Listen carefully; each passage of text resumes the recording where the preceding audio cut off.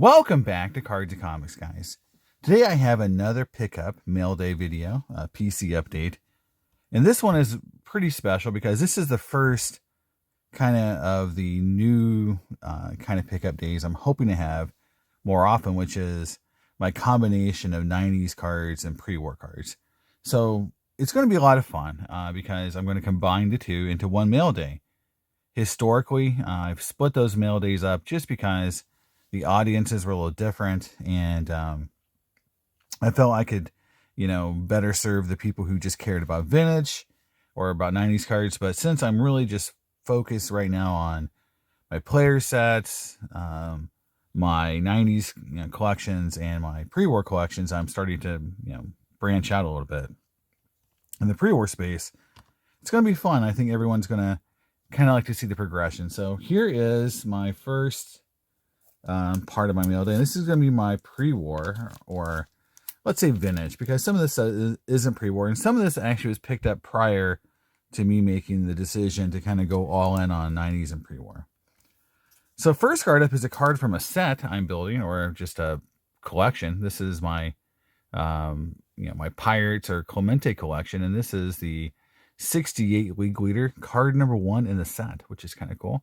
It's the OPG. It's PSA 7. I just did a video where I talked about having all the base OPG Clementes now. So now I'm trying to get all the League Leaders, specialty cards now as well. So this is a cool one. It's a 7, so that's a really nice grade. It's pretty well centered, so I'm pretty happy with it. So, this is going in the old PC for my Clemente collection. So it's a cool way to start. I have a couple other cards here that aren't pre-war. And one of them, again, is for a player collection I'm building. And it is 65 Willie Stargell. This is a really interesting card for me because historically I've never thought this card was hard to get, or a card that I would have said was tough. But I've had a hard time keeping this copy of this card in my collection.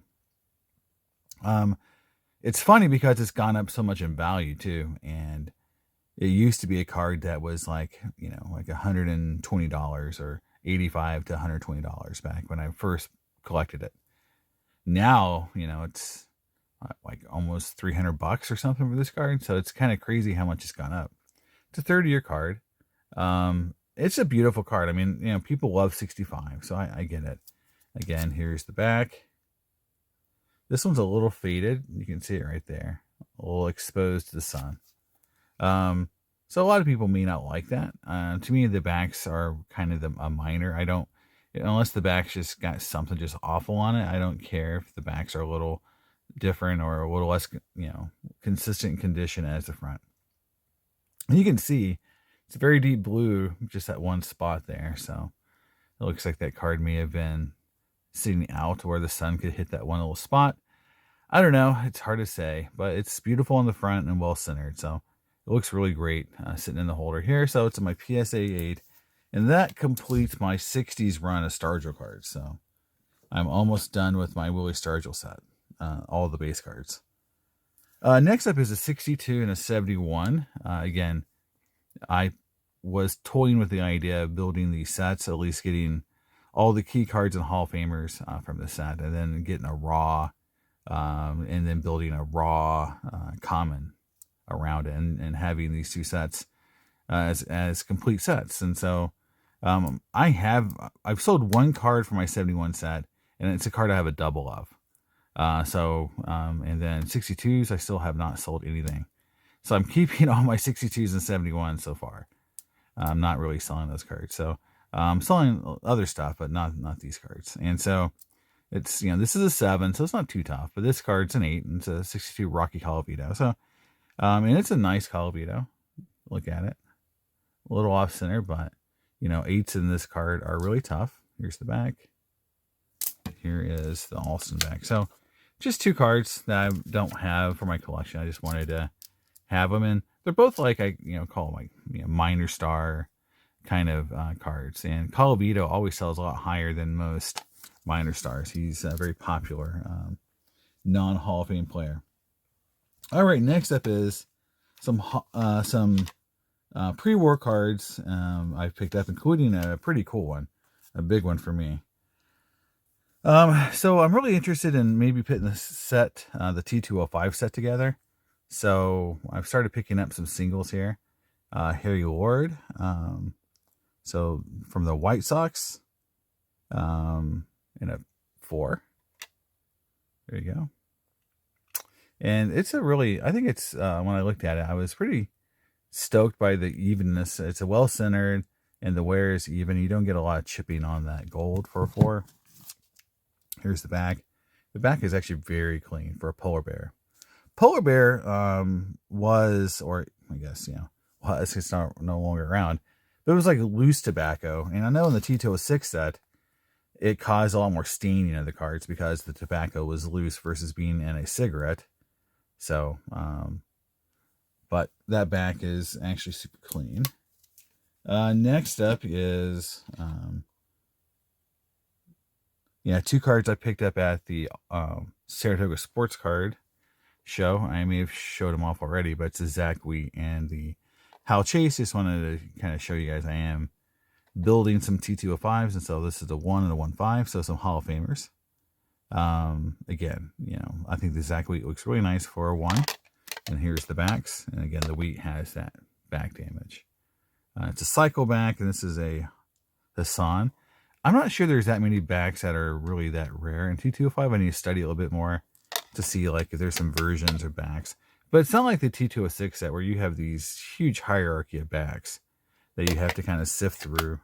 And it changes, how everything is worth and the rarity and all that. So T205 is a lot more simple than T206, it seems.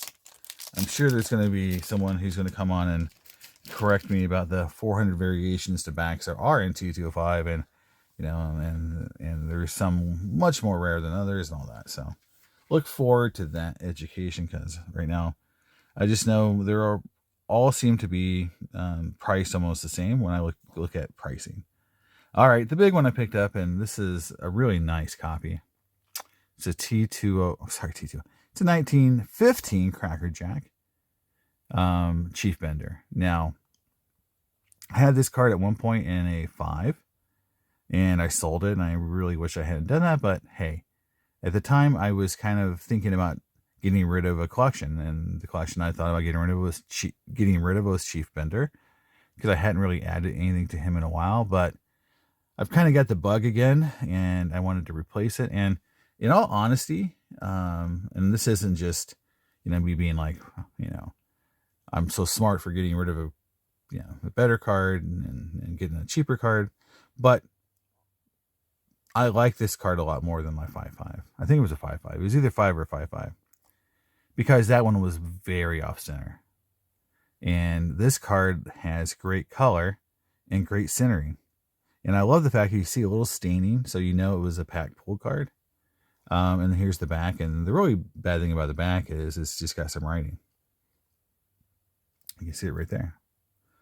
So that probably dropped it, 1 to 2 grades on its own. So, but it's a great looking Chief Bender card. And I love the image. I mean, it's just like right there. I mean, that's perfect registration, great color. So it's hard to look at this card and say, oh, it's it's a low grade card. To me, it's like if this had a 3 or 4 on it, I don't think a lot of us would be like, oh, that card looks terrible for a 3 or 4.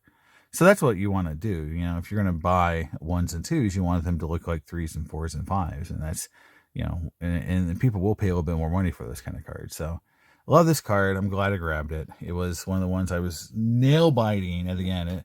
It jumped at the end. People were looking for it, and this was one of the ones that I was really glad I hit. I was able to grab. So now we're moving on to the 90s. So for the folks who don't care about 90s cards, here we go.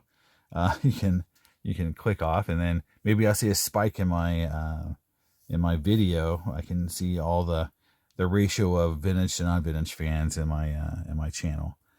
Here is some football. First up here, 99 Bowman's Best. Best performers, Peyton Manning. So this is the subset, just like baseball. but still refractor, and refractors, as we all know, in this set were numbered to 400. One of them, baseball is one of my favorite sets of all time. So it's great to get a Peyton Manning. I think I do have his base card from the set too. So, there's 4 versions or 4 cards from this set of every player, for the most part, the good players. So they have the base card, refractor. They have the performer's refractor, then those 2 versions, and an atomic. So if you want all the refractors, the base card refractors of Peyton Manning, you're going to get 4. So now I have at least 2, and I may have another one. I do have another one. Actually, no, I'm sorry. I have a Barry Sanders atomic going to, it's at eBay PSA right now. So I like this set. I don't like it as much as baseball, but that's just because of my nostalgia. I still think it's a great looking set. So next up is some really cool cards, and it's a set and some cards I'm just really trying to get more of whenever I can. It's the 97 embossed refractors, both silver and gold. So here is a silver. It's Kevin Green. Kevin Green is a Hall of Famer. I love the silver emboss because of the superfractor pattern they used. It's just cool. And again, you get the double-sided. There you go. $30. I think the person was a little, I'd say, like, at least he agreed with me. These cards should not be worth, $5 or $10. So I enjoy seeing that someone else wanted $30 for a cool Hall of Famer that a couple years ago would be $5 in a lot of people's cases. So this is really cool to see cards like this, maybe worth a little bit more than what it was a couple years ago, as people realize how rare and cool these cards are. Next up is a gold embossed refractor, the second one I've ever gotten from football, and it is David LaFleur, tight end for the Cowboys. This is atomic refractor or not atomic, embossed gold refractor. So in this set, I've even seen PSA and SGC label this version of this card without the die cuts as the atomic refractor. And I don't think that ever existed. I think that is just a mistake that the card companies or the grading companies are making. There was no such thing as an atomic refractor. Anything that has this refractor pattern that should have die cut is just a backdoored card, probably cut from a sheet. So they're not, there wasn't a version of this card that I'm aware of that was inserted without the die cuts, unless it was by mistake. Now, back in the day, there could have been this card inserted without the die cuts. And I'm sure if some folks might have said, like, hey, look, I pulled one of these cards without die cuts, and maybe we called it, that the atomic refractor or whatever to discern it as being different than the embossed gold. Again, double-sided refractors. So yeah, I think that's the thing is like, there's always kind of mysteries on these cards and how they came to be. I have taken the personal stance I don't really want the non-die cut versions of these cards because I just don't know the origin, and I don't think we will ever know exactly those origins. Whereas the die cuts, you can pretty much guarantee that they are at least cards that were inserted in packs. I just think it's hard to mimic those die cuts. Maybe in the future with technology, you'll see it. And then my next one is Orlando Pace. So this is an actual Hall of Famer, I believe. Again, the die cut, and it's the same subset.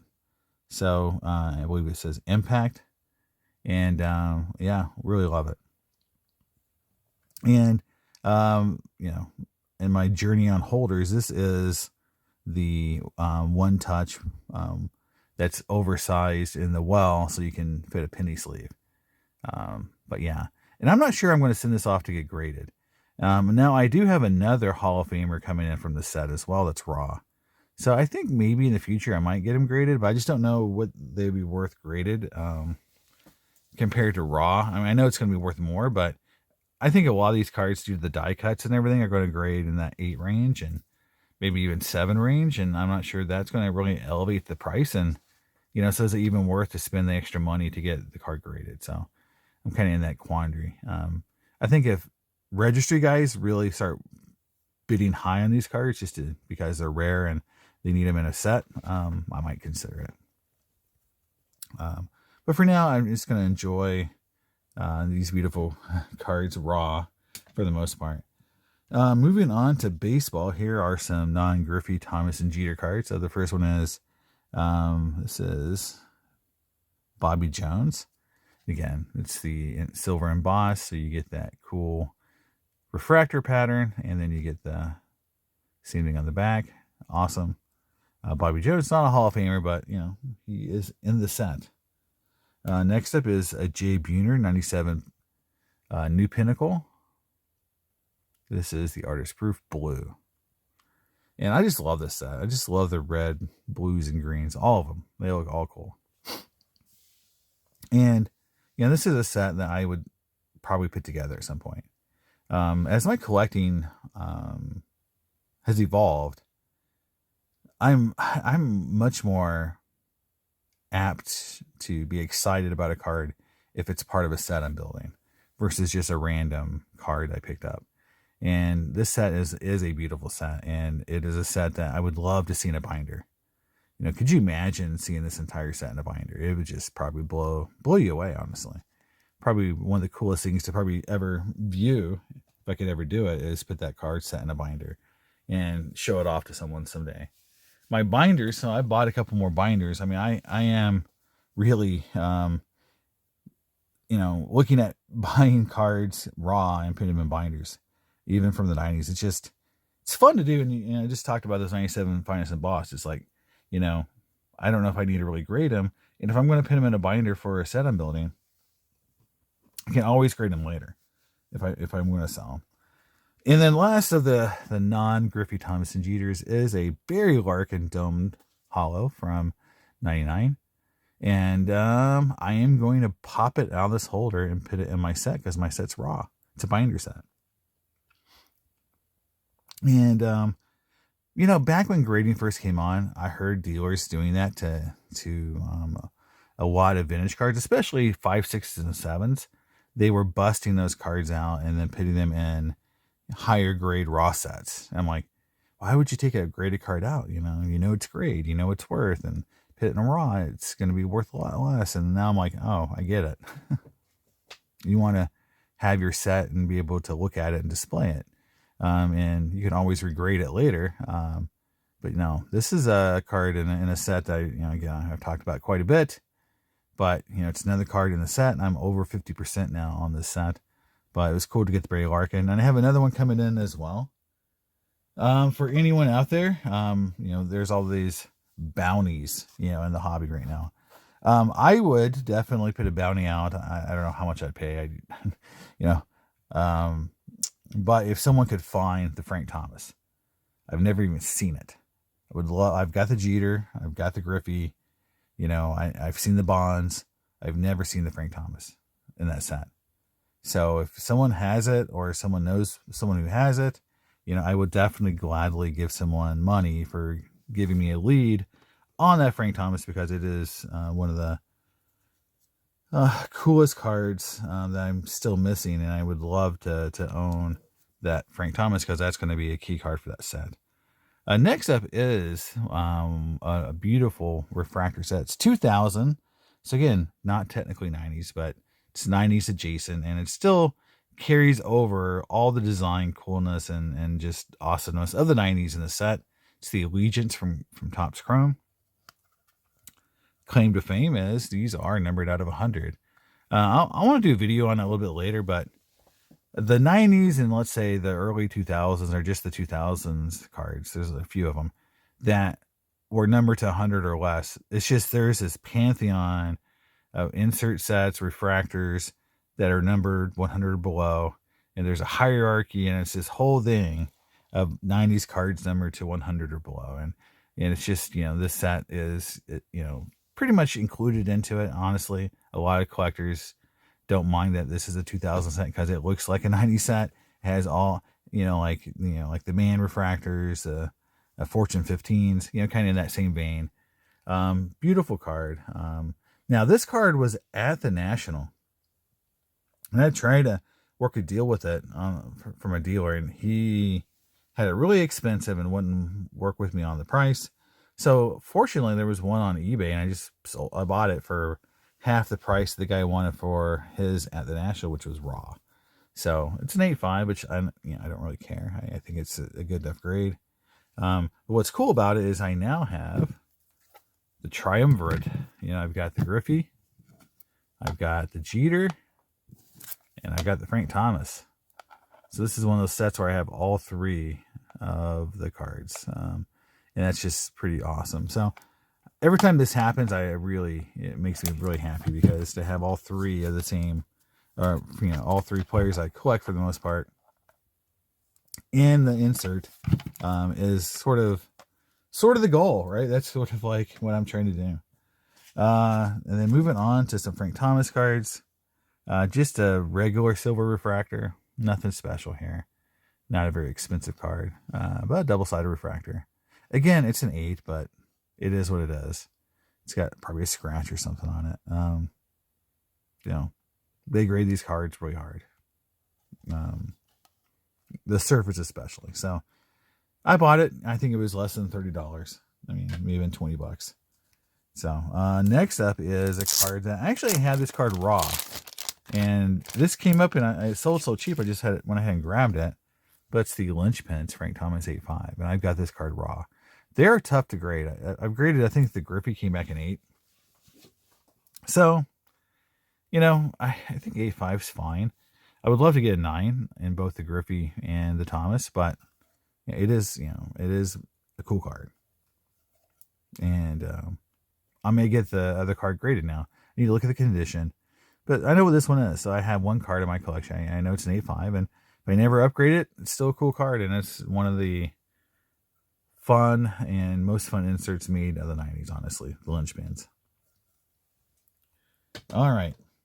Moving into some of the bigger ones. For Frank Thomas, this is card 2 of 3 in this set. So there's 3 versions of this card. 3 cards in this set. Here's card number 2. So it's the 99 gold refractor set. So there's 3 cards for all major players in the set. There's 3 subsets. There's a Sterling, a Gems, and a regular. So this is the Gems. And obviously it's a gold. Golds are a number out of 100. It's a 75 out of 100. So now I have 2 of the 3 gold refractors, and I have 2 of the 3 Griffey golds. So if I ever get the Griffey and the Thomas final gold, which I think I need his base, and for Griffey I need Sterling. Now the one thing that was interesting here, it was the Gem Mint 10. And, for most people on my channel, when I talk about 90s cards, the 90s cards has this really strong community that's just 10 or bust. Like, they don't really want to collect anything from the 90s unless it's in the 10 holder. And which made this card, harder to get or harder to buy, because there was that 10, those PSA 10 guys on this card. But still, Frank Thomas sells for a fraction of what Griffey sells for. So I was still able to get I think a pretty reasonable price for a 10 too. So it doesn't have the peel.